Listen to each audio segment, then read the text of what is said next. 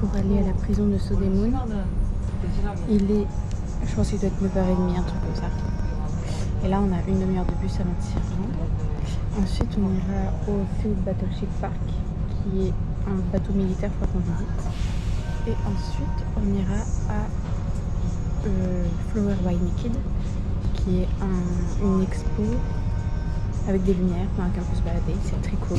Et aujourd'hui, normalement, on va retrouver Gabi qui était en Irlande avec moi. Parce que ça fait 3 mois qu'elle est là déjà en Corée pour son semestre. Du coup, voilà.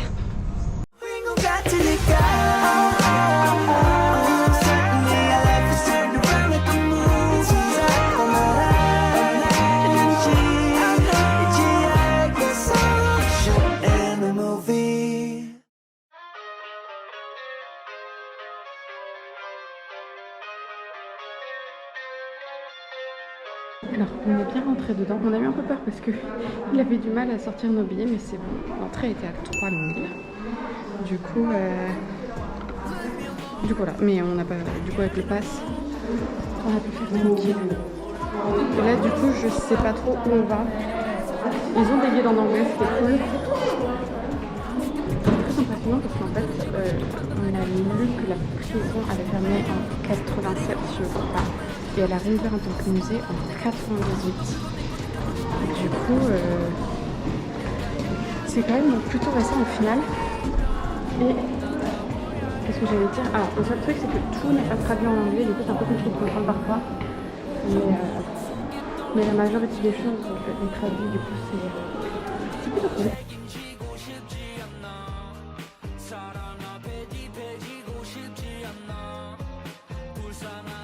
On a bien fini le musée, c'était juste derrière là.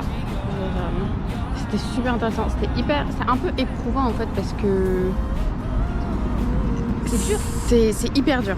Ouais. Honnêtement, je recommande de le faire, même sans le pass parce qu'en fait l'entrée était à 3000 donc c'est même prix que pour rentrer dans un palais ou je crois d'ailleurs beaucoup de musées sont à 3000 en général. Et là on va aller au Seoul Battleship Park. Donc il faut qu'on redescende tout, on a à peu près une petite heure de transport pour y aller. Là on attend le bus. Si je me trompe pas, un bateau militaire désaffecté que du coup on va visiter. Voilà. Et là je pense qu'il va y avoir une transition transport parce que sinon il n'y a pas grand chose de très intéressant à filmer là je pense. Alors c'est bon, on est arrivé. Attendez, il y a du monde. Du coup on va aller là et après on ira manger je pense là, comme ça on sera tranquille puis on va rentrer au Airbnb, masser nos jambes et nos pieds puis après on repartira pour le Nature Labs. Mais voilà, et en tout cas la vue ici elle est très belle, ça sent vraiment genre l'eau iodée. Ça sent le bord de mer de Charente. Bon, on vient d'arriver sur les lieux, on dirait que je suis en train de passer dans l'émission Incognito. Là on va aller faire une pause pipi rapide. Et après on va les visiter. Je sais pas, je trouve pas le ticket office, mais je sais pas où c'est. Du coup on vient d'arriver au Seoul Battleship Park. Du coup en gros c'est au bord de la Han River. Et le prix d'entrée c'était 3000, du coup avec le pass évidemment. On a eu l'entrée gratuite, elles ont un peu galéré les pauvres, mais au moins je trouve ça intéressant. Et du coup en gros il y a plusieurs parties. Moi je vous montre le plan. Voilà, oula, on est sur un flicker effect. Je suis désolée, on est sur un flicker effect plutôt puissant. Je sais pas où est-ce que je peux le mettre pour que ce soit un peu moins dérangeant. C'est dommage parce que je peux pas beaucoup filmer dedans parce qu'il y a un énorme flicker effect et j'arrive pas à le régler. Donc pour le bien-être de vos yeux, je ne filme pas à l'intérieur. Et je vais vous montrer le plan. Ah, hop.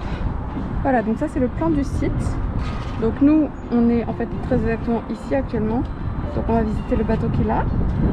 Ensuite, en bas ici, il y a un sous-marin à visiter. Et ensuite, il faut qu'on aille sur le bateau, visiter le grand bateau. Et là, je sais pas ce que c'est quoi le 5? C'est le Media Hall. La nuit. Ok, donc ça c'est la nuit, donc on va pas y aller. Mais voilà, c'est plutôt cool. Merci Camille.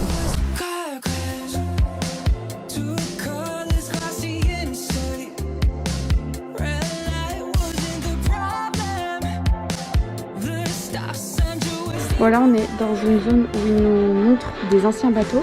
Donc là, on a un bateau de l'ère d'Aussonne. Là, on a un bateau de 1591, donc c'est toujours l'ère d'Aussonne. Hein. Ça, c'est un bateau de 1978, donc après la guerre de Corée. Et ça, c'est 2008. Voilà. Et on a un petit film épique juste là.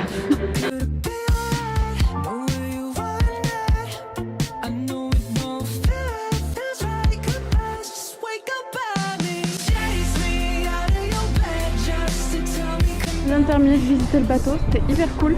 J'ai pas... Ouais. Pour ceux qui ont suivi les vlogs en Irlande, j'ai remis la robe avec laquelle je montrais mes fesses à l'entièreté de Dublin. Sauf que maintenant j'ai acheté un short, du coup on voit plus mes fesses. Mais voilà, du coup on va aller manger tranquillement avant d'aller rentrer. Voilà, c'est rien de très intéressant, honnêtement.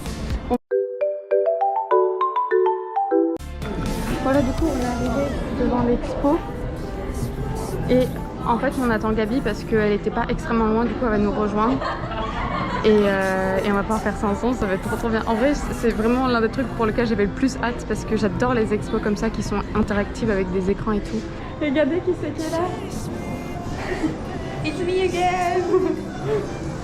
C'est le guest de cette vidéo. Je suis le guide, voilà, coréen, level 2. Ah.